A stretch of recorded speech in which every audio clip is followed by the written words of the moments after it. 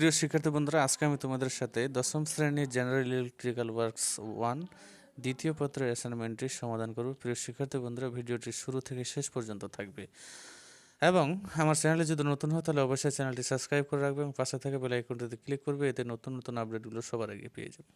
শিক্ষার্থী বন্ধুরা, আমরা অ্যাসাইনমেন্টের প্রশ্নপত্রটি দেখব এবং উত্তরটি করার চেষ্টা করব। তো চলো আমরা অ্যাসাইনমেন্টের প্রশ্নপত্রটি দেখে এবং উত্তর করার চেষ্টা করি। দেরি না করে আমরা সরাসরি দেখে নেব, একদম সরাসরি অ্যাসাইনমেন্টের প্রশ্নপত্র আমাদের কী বলা হচ্ছে। তোমরা এখানে লক্ষ্য করলে দেখবে যে 4 মার্কের জন্য যদি আমরা অ্যাসাইনমেন্ট প্রশ্নপত্রটি চাই, তো এখানে লক্ষ্য করে দেখো আমাদের বলা হচ্ছে চিত্র সহ নির্ভুলভাবে বিস্তারিত লিখলে। ভালো কথা, কিন্তু কি লিখবো? এই যে নির্দেশনা দিয়ে রাখছে দেখো, সিঙ্গেল ফেজ মোটর সম্পর্কে আমাদের ধারণা লিখতে হবে কীভাবে? চিত্র সহকারে। তো প্রিয় শিক্ষার্থী বন্ধুরা, এটা তোমরা হেডলাইন হিসেবে ব্যবহার করতে পারো। চলো আমরা বই থেকে উত্তরটি দেখে নিই। আমাদেরকে বলা হচ্ছে যেহেতু যে সিঙ্গেল ফেজ মোটর, তো আমরা তোমাদেরকে প্রথমে এখানে একটা সাজেস্ট করব যে এখানে একটা মোটর দেওয়া আছে। শিক্ষার্থী বন্ধুরা দেখো, এই মোটরটি প্রথম স্টেপ হলো তোমরা আগে অঙ্কন করে নেবা, ঠিক আছে? এই মোটরটি অঙ্কন করে নেওয়ার পরে তারপরে এই যে এখানে দেখো, আমি তোমাদেরকে এখন বলে দিচ্ছি কোন অংশটুকু তুমি মোটরটি অঙ্কন করার পরে ধারণা হিসাবে লিখবে। শিক্ষার্থী বন্ধুরা, এই যে এখানে তোমরা যে অংশগুলো দেখতে পাচ্ছ, তো এখানে এইটুকু অংশ তোমাদেরকে সুন্দর করে চিত্রটার নিচে লিখতে হবে। বোঝা গেছে? এই যে দেখো, না বুঝতে পারলে কমেন্ট করে কমেন্ট বক্সে জানাও। হ্যাঁ, এইটুকু তোমাদেরকে লিখতে হবে। তাহলে আগে চিত্রটি অঙ্কন করে নিবা, তারপরে এই অংশটুকু সুন্দর করে লিখবা, ঠিক আছে শিক্ষার্থী বন্ধুরা? চলো এবার আমরা তারপরের অংশটি দেখে আসি, অর্থাৎ দ্বিতীয় স্টেপটি দেখার চেষ্টা করি।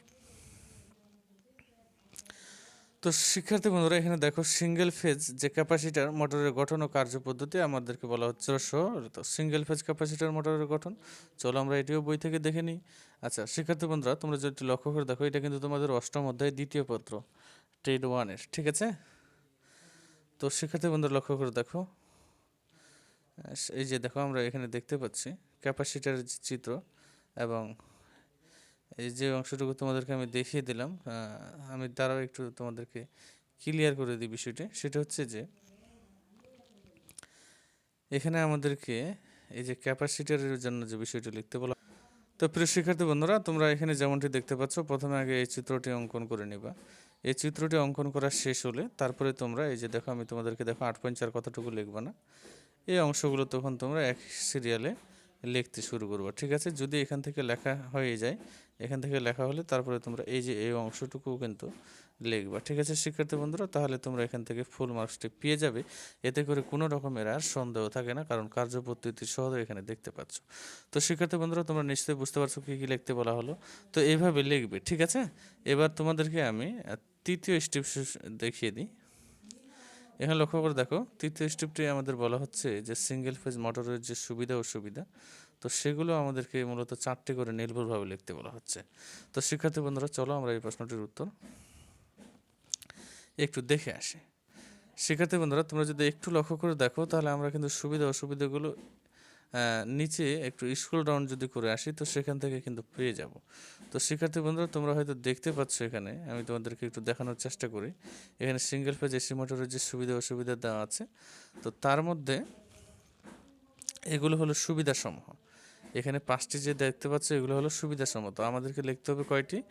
4টি। তোমরা কেমন করে লিখবে? এই যে দেখো 8.6 কথাটুকু লিখবে না, আর এই যে এই লাইনটুকুও লিখবে না, এই যে এইটুকু অংশও লিখবে না, ঠিক আছে? তাহলে কি লিখলা?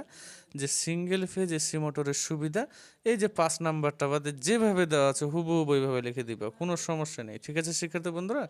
আর এইবার দেখো অসুবিধার ক্ষেত্রে আমরা কি করব। তো এখানে দেখো, এই যে এইটুকু অংশ থেকে শুরু করে এই যে তোমরা এখান থেকে মোট 4টি লিখবে, ঠিক আছে বন্ধুরা? তাহলে আমাদের কিন্তু সুবিধা অসুবিধাগুলো ক্লিয়ার হয়ে গেল। হ্যাঁ, এবার চলো আমরা তার পরের স্টেপটি দেখার চেষ্টা করি। শিক্ষার্থী বন্ধুরা, তোমরা যদি এখানে লক্ষ্য করে দেখো, তাহলে বলা হচ্ছে যে সিঙ্গেল ফেজ মোটরের যে ব্যবহারের যে প্রয়োজনীয়তা, এটা আমাদেরকে লিখতে বলা হচ্ছে, তবে চিত্র সহকারে নির্ভুলভাবে লিখতে হবে। তো শিক্ষার্থী বন্ধুরা, সিঙ্গেল ফেজ মোটর ক্যাপাসিটার যে আমরা অঙ্কন করেছিলাম, তো সেখান থেকে আমি তোমাদের একটু বলে দিই, এখানে আগে ক্লিয়ার করি। তো আমরা কিন্তু এখানে অলরেডি তোমরা দেখতে পাচ্ছ, যেমনদের কিন্তু এখানে দেখতে পাচ্ছি যে ক্যাপাসিটার মোটরের যে প্রয়োজনীয়তা, তো তোমরা এখান থেকে এই প্রয়োজনীয়তাটুকু লিখবা। কিন্তু যেহেতু বলা হচ্ছে যে চিত্র সহকারে, তো চিত্র আমাদেরকে মূলত নিতে হবে, ঠিক আছে? আমি তোমাদের চিত্রটি দেখিয়ে দিচ্ছি। তো প্রিয় শিক্ষার্থী বন্ধুরা, তোমরা এখানে যে চিত্রটি দেখতে পাচ্ছ, আমি তোমাদেরকে যেমনটি বললাম যে আমি চিত্রটি দেখতে পাচ্ছি, এই চিত্রটি তোমরা আবার অঙ্কন করতে পারো, ঠিক আছে? অঙ্কন করার পরে তারপরে তোমরা কিন্তু এখান থেকে আমি তোমাদের যেভাবে দেখিয়ে দিলাম যে প্রয়োজনীয়তা, তো এখানে তোমরা লক্ষ্য করে দেখো, তাহলে আমরা একটু লক্ষ্য করলে এখানে কিন্তু প্রয়োজনীয়তাটা দেখতে পাবো, ঠিক আছে শিক্ষার্থী বন্ধুরা?